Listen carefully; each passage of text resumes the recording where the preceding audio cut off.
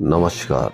राजस्थान की तमाम फटाफट खबरों में आपका स्वागत है। राजस्थान की खबरों के लिए आपसे निवेदन कि यदि आपने हमारे चैनल को सब्सक्राइब नहीं किया तो कृपया करके आपके अपने चैनल को सब्सक्राइब कर लें। आप सब्सक्राइब करते हैं तो हमें हिम्मत होती है सही और सच्ची खबरें आप तक पहुंचाने की। तो आज बढ़ते हैं आज की बड़ी खबर की ओर, जो इंडिया टीम की इंडिया में वापसी की है। जी हां, अरब सागर के किनारे बसी मुंबई नगरी T20 वर्ल्ड कप जीतकर घर लौटी टीम इंडिया के स्वागत में जश्न के हिंद महासागर में तब्दील हो गई। गुरुवार को मरीन ड्राइव पर ऐसा समूह उमड़ा कि मानो समंदर भी सहम गया। टीम मरीन ड्राइव से खुली बस में वानखेड़े स्टेडियम पहुंची। इस दौरान लाखों प्रशंसक उनकी एक झलक पाने के लिए बेताब दिखे। 1983 में वनडे वर्ल्ड कप विजेता टीम का हिस्सा मदन लाल ने कहा कि टीम का ऐसा स्वागत, ऐसी भीड़ नहीं देखी, काश मैं भी टीम का हिस्सा होता। 1983, 2007, 2011 में भी जीत पर मुंबई में भव्य स्वागत किया गया था। कल राजस्थान के कृषि मंत्री किरोड़ी लाल मीणा ने इस्तीफा दिया। तो कृषि मंत्री डॉक्टर किरोड़ी लाल मीणा ने खुलासा किया कि वह 30 दिन पहले ही मंत्री पद से इस्तीफा दे चुके हैं। उन्होंने कहा कि वह मुख्यमंत्री भजन लाल को 5 जून और 25 जून को मंत्री पद से इस्तीफा दे चुके थे। सीएम ने इस्तीफा अस्वीकार कर दिया, फिर उन्होंने इस्तीफा मेल कर दिया। उन्होंने स्पष्ट किया कि उनके संगठन या मुख्यमंत्री से कोई नाराजगी नहीं है। चूंकि इस्तीफा देने की घोषणा कर दी थी, इसलिए मुकर नहीं सकता। मालूम हो कि लोकसभा चुनाव में उन्होंने कहा था कि उनके प्रभाव क्षेत्र वाली 7 में से एक भी सीट हारे तो मैं मंत्री पद से इस्तीफा दे दूंगा। भाजपा इनमें से 4 सीटें हार गई। आदिवासी समाज को लेकर शिक्षा मंत्री मदन दिलावर के बयान पर विधानसभा में गुरुवार को भी विपक्ष ने हंगामा किया। कांग्रेस और बीएपी विधायकों की नारेबाजी की। ऐसे में सदन 2 बार स्थगित हुआ। एक बार विपक्षी सदस्य नारेबाजी करते हुए वेल में आए तो सदन को भोजनावकाश तक स्थगित कर दिया गया। दोबारा सदन शुरू हुआ तो विपक्षी सदस्य शिक्षा मंत्री के इस्तीफे के लिए नारेबाजी करने लगे। दिलावर ने माफी नहीं मांगी तो नेता प्रतिपक्ष टीकाराम जूली में वॉकआउट के लिए कहा। बीएपी विधायक खून का सैंपल देने के लिए सिरिंज लाए थे। विपक्षी सदस्यों ने कोटा में कांग्रेस नेताओं पर दर्ज मुकदमे वापस लेने की भी मांग की। कांग्रेस विधायकों ने शिक्षा मंत्री इस्तीफा दो के पोस्टर ले रखे थे। विपक्ष ने शिक्षा मंत्री के सदन में बोलते समय भी नारेबाजी करते रहे। प्रशासन और पुलिस ने ऑपरेशन एंटीवायरस के तहत केथवाड़ा के झेजपुरी में वन विभाग की जमीन पर 8000 वर्ग फीट में बने साइबर ठग के मकान पर बुलडोजर चला दिया। ठगी के पैसों से आलीशान मकान बना रखा था। नोटिस के बाद आरोपी ने खुद मकान का आधा हिस्सा तोड़ लिया था। गुरुवार को बुलडोजरों ने मकान को जमींदोज कर दिया। वहीं पीटीईटी के परिणाम गुरुवार को जारी कर दिए गए। ये परीक्षा 2 वर्षीय बीएड, 4 वर्षीय बीए, बीएड और बीएससी बीएड में प्रवेश के लिए हुई थी। उप मुख्यमंत्री और उच्च शिक्षा मंत्री डॉक्टर प्रेम बैरवा ने परिणाम जारी किया। Result Kota Vardhman open university की वेबसाइट पर है। पीटीईटी में प्रदेश भर में 4 लाख विद्यार्थी शामिल हुए थे। 2 वर्षीय बीएड में हनुमानगढ़ के देवीलाल ने प्रथम स्थान पर प्राप्त किया। उन्हें 526 अंक मिले हैं। ग्रेटर नगर निगम के अफसरों की नींद बारिश से हालात बिगड़ने के बाद खुली। 1.5 घंटे में जब 3.1 इंच बारिश से निगम के तीनों बाढ़ नियंत्रण कक्षों में पानी भरने और गड्ढे होने के फोन आने लगे तो तीनों जगह रखे मिट्टी के कट्टे मौके पर पहुंचाने की बात हुई तो पता चला कि इसके तो टेंडर ही नहीं हुए। ऐसे में ऊपर से पहुंचाने के प्रयास किए लेकिन वे पानी में फंस गए। इसका खुलासा भास्कर ने गुरुवार के अंक में किया था। देश भर में आपराधिक कानून में बदलाव के चलते राज्य सरकार ने भी नए कानून भारतीय नागरिक सुरक्षा संहिता के तहत नोटिफिकेशन जारी कर जोधपुर व जयपुर मेट्रो शहरों में न्यायिक अफसरों के पदनाम बदले हैं। जोधपुर व जयपुर में मुख्य महानगर मजिस्ट्रेट का पदनाम बदलकर अब मुख्य न्यायिक मजिस्ट्रेट किया गया है। एक तरफ जहां बाकी देश मानसूनी बारिश से सरोबार हो रहा है, वहीं गर्मियों में भी ठंडी रहने वाली कश्मीर घाटी इन दिनों तप रही है। श्रीनगर हो या गुलमर्ग, सोनमर्ग हो या फिर अमरनाथ यात्रा रूट पर पहली बार पूरी घाटी लू की चपेट में है। जी हां, वहां का दिन का तापमान 35 डिग्री से ज्यादा है, जबकि जयपुर 28 डिग्री सेल्सियस है। यानी कि आज की तारीख में जयपुर का शहर श्रीनगर से भी ठंडा है। मौसम विभाग के अनुसार उत्तरी पूर्वी राजस्थान के ऊपर एक परिसंचरण तंत्र बना हुआ है तथा monsoon trough line Bikaner Churu से होकर गुजर रही है। इस सिस्टम के प्रभाव से पूर्वी राजस्थान में अगले 2-3 दिन मानसून सक्रिय रहने की प्रबल संभावना है।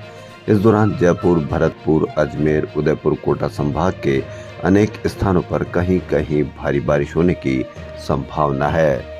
झोटवाड़ा इलाके में बुधवार शाम को बारिश के दौरान करंट से बाइक सवार की मौत के मामले में परिजनों ने आश्रित को नौकरी व मुआवजे की मांग को लेकर गुरुवार सुबह कांवटी अस्पताल में प्रदर्शन किया। प्रदर्शन के दौरान दोपहर में नावा के विधायक व राज्य मंत्री विजय सिंह चौधरी मौके पर पहुंचे और आक्रोशित लोगों को सरकार से उचित मुआवजा व अन्य मांगों का आश्वासन देकर शांत करवाया। उसके बाद परिजन माने और पुलिस ने पोस्टमार्टम कर शव सुपुर्द किया। गौरतलब है कि बुधवार शाम को बारिश के दौरान लूणवा निवासी ओम प्रकाश कुमावत की करंट लगने से मौत हो गई थी। भाजपा ओबीसी मोर्चा जयपुर शहर के जिला अध्यक्ष चेतन कुमावत ने बताया कि मंत्री ने 50 लाख रुपए की आर्थिक सहायता और आश्रित को नौकरी की अनुशंसा की है। इधर पुलिस ने परिजनों की तरफ से बिजली निगम के कर्मचारियों के खिलाफ लापरवाही का मुकदमा भी दर्ज कर लिया है। 45 दिन का मुकद्दस सफर हज यात्रा पूरी करने के बाद हाजियों का वतन लौटना शुरू हो गया है। सांगानेर इंटरनेशनल एयरपोर्ट पर दोपहर 1:30 बजे जैसे ही पहली फ्लाइट उतरी, हाजियों का बाहर आने का सिलसिला शुरू हुआ तो परिजनों के आंसू छलक उठे। एयरपोर्ट पर हजारों की भीड़ ने हाजियों को फूल माला पहनाकर स्वागत किया।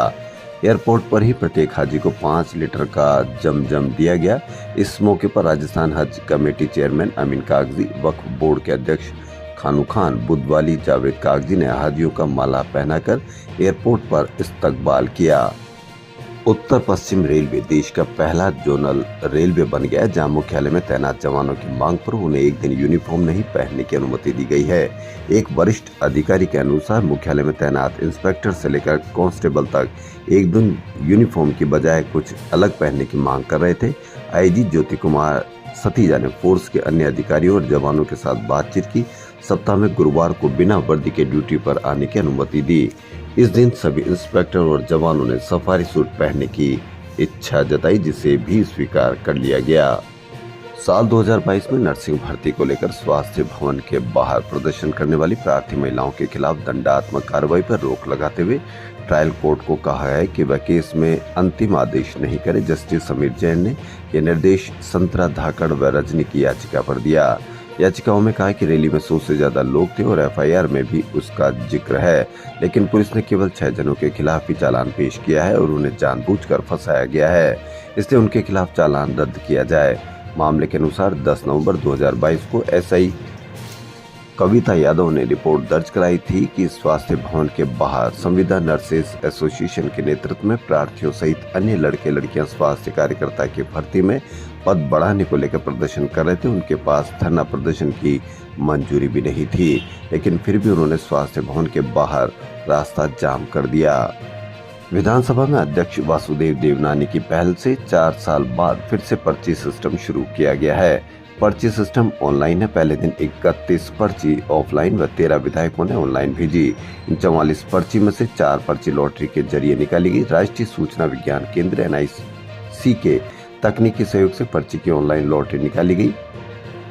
राजस्थान प्रदेश कांग्रेस कमेटी की अनुशासन समिति की बैठक 6 जुलाई को प्रातः 11 बजे प्रदेश कांग्रेस मुख्यालय में होगी।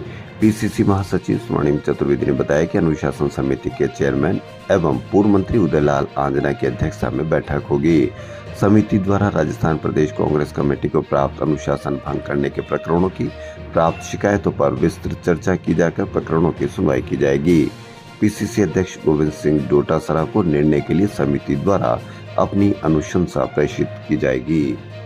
विधानसभा से बहिर्गमन के बाद कांग्रेस प्रदेश अध्यक्ष गोविंद सिंह डोटासरा ने सत्ता पक्ष के विधायकों और मंत्रियों पर निशाना साधा। उन्होंने कहा कि मंत्री अपने विभागों से जुड़े सवालों का जवाब नहीं दे पा रहे हैं, उल्टे सदन की कार्रवाई को बाधित करने के लिए हर टाइम खड़े हो जाते हैं।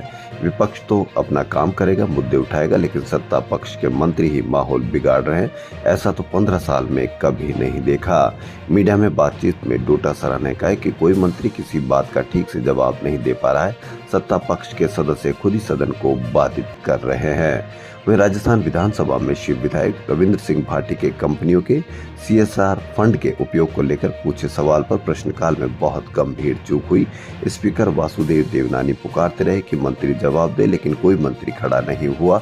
विपक्ष हंस रहा था, मजाक बन रही थी। आखिर नेता प्रतिपक्ष ने टोका, तब संसदीय कार्य मंत्री खड़े हुए कि मैं जवाब दूंगा। इतने में प्रश्नकाल का समय ही समाप्त हुआ। भाटी पुकारते रहे, मेरे सवाल का जवाब तो आने दो। रविंद्र भाटी ने पूछा कि शिव में Rajasthan state mines and minerals limited की सीएसआर की गतिविधियों से 2018-19 सीएसआर फंड के तहत कितनी राशि स्वीकृत की गई। इसके साथ पूरक प्रश्न पूछे, स्थानीय निवासियों में कितने लोगों के स्वास्थ्य परीक्षण किए गए।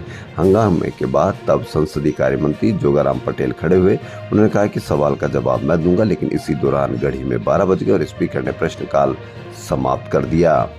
वहीं डीडवाना से निर्दलीय विधायक यूनुस खान ने सदन में प्रश्नकाल में अधूरा और भ्रामक जवाब देने का आरोप लगाते हुए स्पीकर को पत्र लिखा। खान ने प्रश्नकाल में पूछा था कि क्या ये सही है कि कोरोना के बाद वर्ष 2020 से अब तक हृदयघात से होने वाली मौतों के मामले में वृद्धि हुई है। साइलेंट हार्ट अटैक के अलावा वैक्सीनेशन या बूस्टर डोज लगवाने वालों की मौतों को लेकर 3 सवाल पूछे। उनका आरोप है कि इसका जवाब चिकित्सा एवं स्वास्थ्य विभाग की तरफ से सिर्फ ये भेजा गया कि जी हाँ, सामान्य वृद्धि हुई है एवं राज्य सरकार द्वारा इसका कोई आंकलन नहीं करवाया गया है। खान ने स्पीकर को लिखा है कि मेरे सवाल पर प्रश्न का अपूर्ण और भ्रामक जवाब प्रस्तुत किया गया, मुझे इससे असंतोष है। राजस्थान की खबरों फिलहाल इतना ही। यदि आपको राजस्थान की खबरें पसंद आ रही है तो कृपया करके आपके अपने चैनल को सब्सक्राइब करना ना भूलें ताकि राजस्थान की खबरें आपके तुरंत मोबाइल पर मिल सके। धन्यवाद।